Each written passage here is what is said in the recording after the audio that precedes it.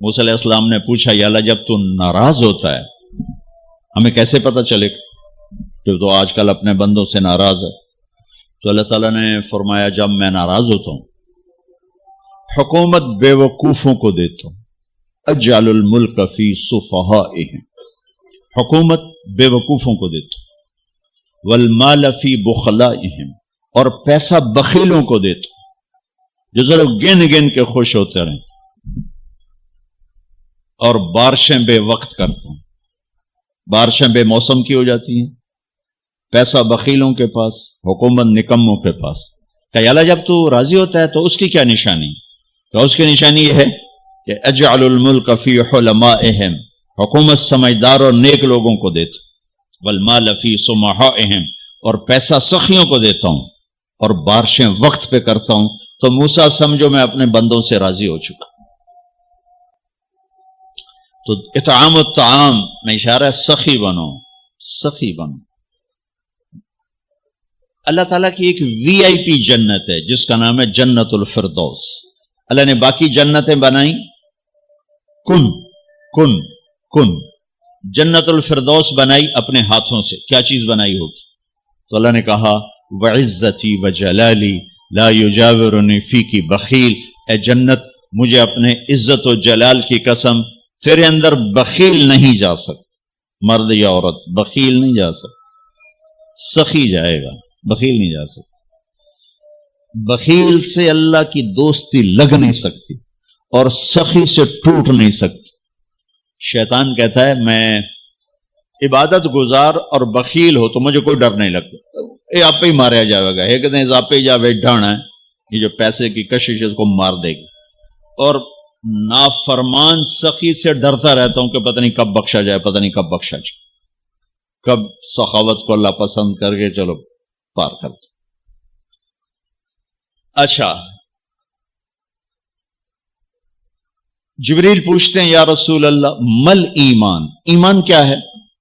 تو آپ نے فرمایا ان تؤمن باللہ وملائکتہ وکتبہ ورسلہ وبالبعث بعد الموت۔ ایمان عقیدہ، اللہ پر، فرشتوں پر، کتابوں پر، رسولوں پر، موت کے بعد کی زندگی۔ یہ مدینے کا سوال ہے۔ اب آخری حج کا سوال ہے یا رسول اللہ مل ایمان۔ پہلے سوال کرنے والے جبریل ہیں اور یہ سوال کرنے والے عمر بن عبس ہیں۔ یا رسول اللہ مل ایمان، ایمان کیا ہے؟ تو آپ نے کیا جواب دیا؟ الصبر والسماحہ، الصبر والسماحہ۔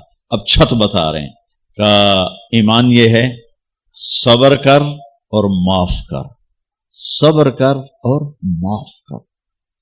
میرے بھائی بہنوں، میرے رب کی قسم، جیسے یہ ہے نا وَجَعَلْنَا مِنَ الْمَاءِ كُلَّ شَيْءٍ حَيٍّ أَفَلَا يُؤْمِنُونَ، اللہ نے ہر جاندار کا لازمی جز پانی بنایا۔ پانی نکال دو تو آدمی مر جاتا، ڈی ہائیڈریشن سے موت واقع ہو جاتی۔ ہر جاندار کا لازمی جز پانی، دین کی تمام صفات کا لازمی جز صبر، صبر نکال دو تو سارا دین کچرا بن جاتا، صبر نکال دو۔ تو میرے نبی نے فرمایا ایمان کیا ہے؟ صبر کرنا، معاف کرنا۔ معاف وہی کرے گا جو صبر کرے گا، جسے صبر نہیں آتا اسے معاف کرنا بھی نہیں آتا۔ تو ایمان قیامت کے دن اعلان ہوگا صبر والے کھڑے ہو جاؤ، تھوڑی سی جماعت کھڑی ہوگی، بلکہ چلو جنت میں جاؤ۔ ان کو اللہ بغیر حساب کے جنت میں ڈال دے گا۔ اور جب آپ صبر کرتے ہیں تو ایک طاقت بنتا ہے، لوگوں کی منفی چیزوں کو آپ اپنے اندر سہتے ہیں، برداشت کرتے ہیں۔ صبر اس کو پروسیس کرتا ہے، پھر وہ طاقت بنا کے آپ کے اندر سے باہر پھینکتا ہے، جو پہاڑوں میں سوراخ کر دیتی ہے اگر ہم صبر کرنا سیکھ اور معاف کرنا سیکھ۔ 21 برس قتل کرنے والوں کے منصوبے بنانے والے اہل مکہ، آپ نے ایک بول پہ فرمایا جاؤ معاف کیجیے۔ کمال، 21 برس قتل کے پیچھے پھرتے رہے۔ جنگ خندق کے فوراً بعد مکہ میں قحط آ گیا، تو ہمارے نبی نے 300 دینار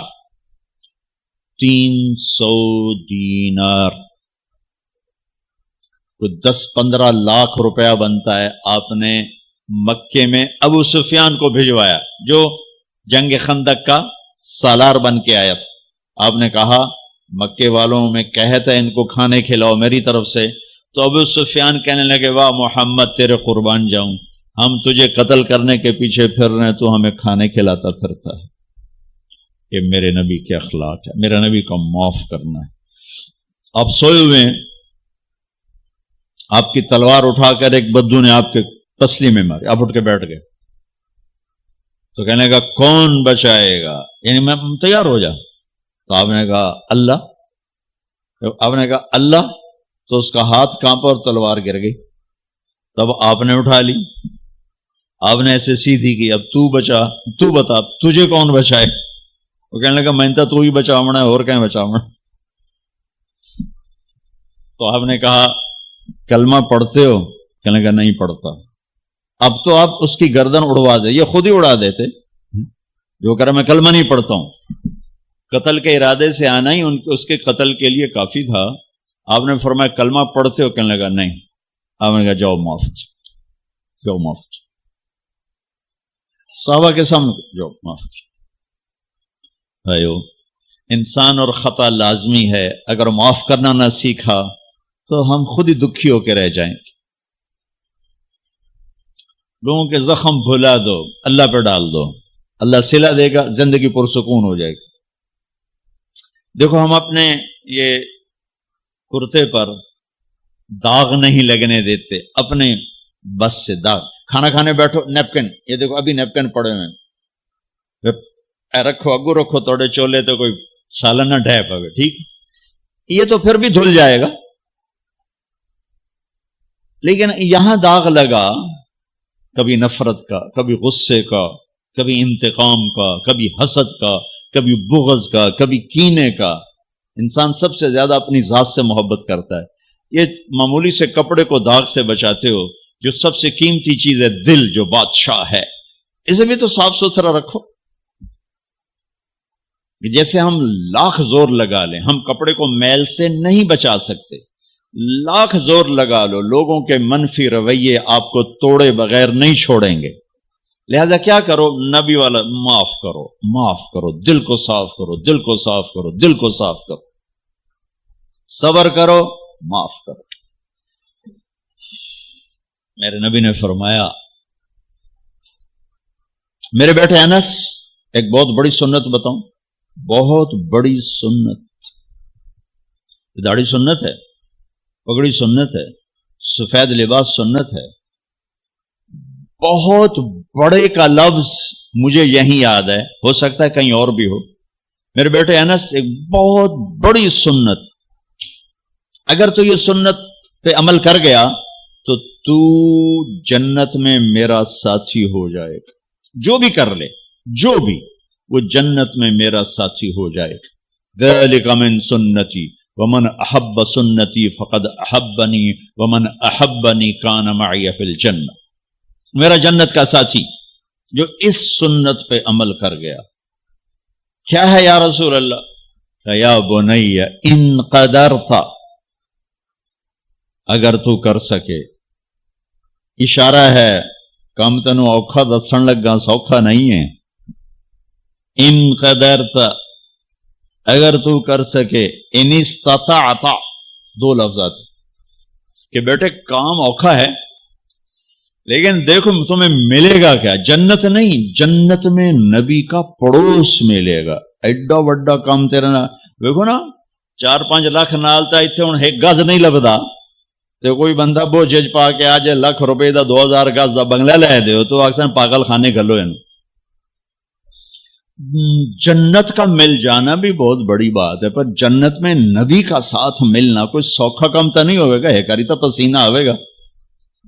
آپ نے فرمایا بیٹے ان قدرتا، زور لگے گا، ان تصبح و تمسی، ساری زندگی کرنا پڑے گا، ساری زندگی کرنا پڑے گا۔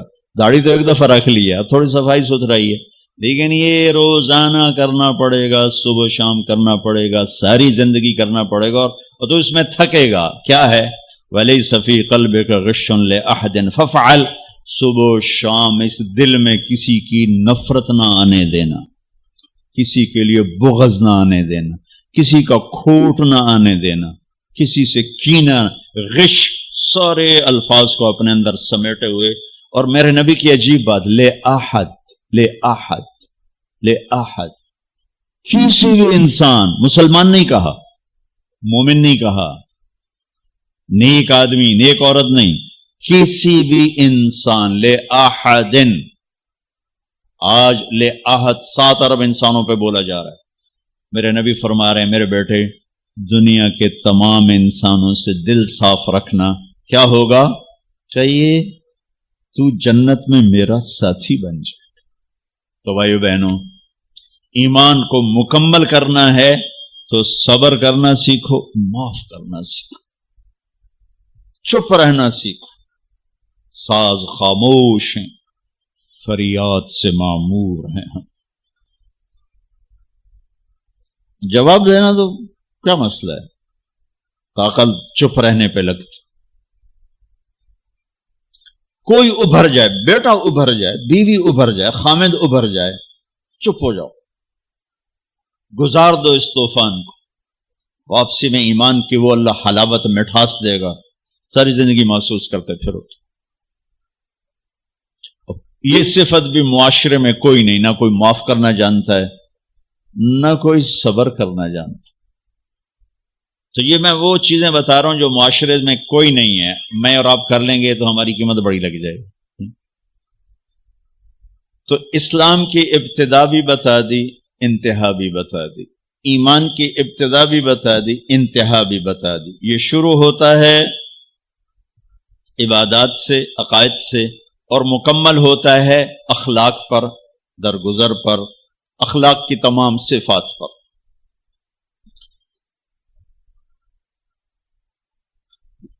اے نبی